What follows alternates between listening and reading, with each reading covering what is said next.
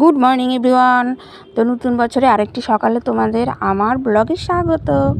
তো সকালবেলা উঠে এই যে প্রথম কাজ কি, ফ্রেশ ট্রেশ হয়ে একটু চা খাওয়া। তো সেটাই করছি। চা করে নিয়েছি, দুধ চা অল্প অল্প করে নিলাম। বড় মেয়ে চা খাবে, তো ওকে দিয়ে আসবো বিছানাতেই, পড়তে বসেছে। তো দুটো বিস্কুট দিয়ে চা দিয়ে আসবো। 2 কাপে ঢেলে নিয়েছি, আমি খাবো আর বড় মেয়ে খাবে। তো ওকে চাটা দিয়ে দিলাম, এদিকে আমার চাটাও ঢেলে নিয়েছি। আর এদিকে দেখো অনেকগুলো ঠেকুয়া এনেছিল হাজব্যান্ড, তো ঠেকুয়াগুলো শেষ হয়ে গেছে চা দিয়ে খেতে খেতে। আমার কিন্তু চা দিয়ে ঠেকুয়া খেতে খুব ভালো লাগে।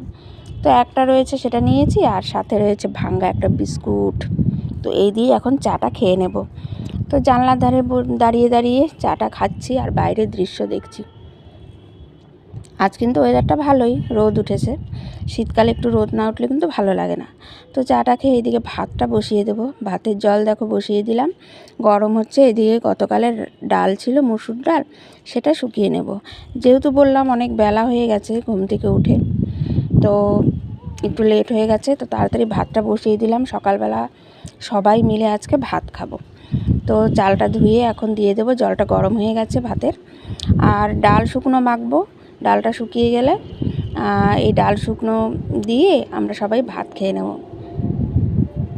কারণ লেট হয়ে গেছে আর ব্রেকফাস্ট করার সময় নেই, অন্য কোনো ব্রেকফাস্ট আর কি। তো চলো ভাতটা এদিকে হতে থাক, এদিকে ডালটাও আমি শুকিয়ে নিচ্ছি। তো ডাল শুকনো খেতে কার কার ভালো লাগে একটু কমেন্ট করে জানিও। ডাল শুকনো বা ডাল পোড়া অনেকে বলে। তো দেখো ডালটা শুকিয়ে গেছে। এইদিকে আমি লঙ্কা কুচি, পেঁয়াজ কুচি আর বেশি করে একটু সর্ষের তেল দিয়ে ডালটা মাখবো। তো এটা খেতে কিন্তু গরম ভাতের সাথে সেই লেভেলের লাগে, তাই না? যারা যারা খেতে ভালোবাসে তারা জানবে। তো এটার মধ্যে একটু লেবু পাতা দিলে কিন্তু টেস্টটা আরও বেড়ে যায়। লেবু পাতা দিয়ে কোনো দিনও ডাল শুকনো মেখে দেখবে, খুব টেস্টি হয় খেতে। তো ডাল শুকনো আমার রেডি মাখা আর কি।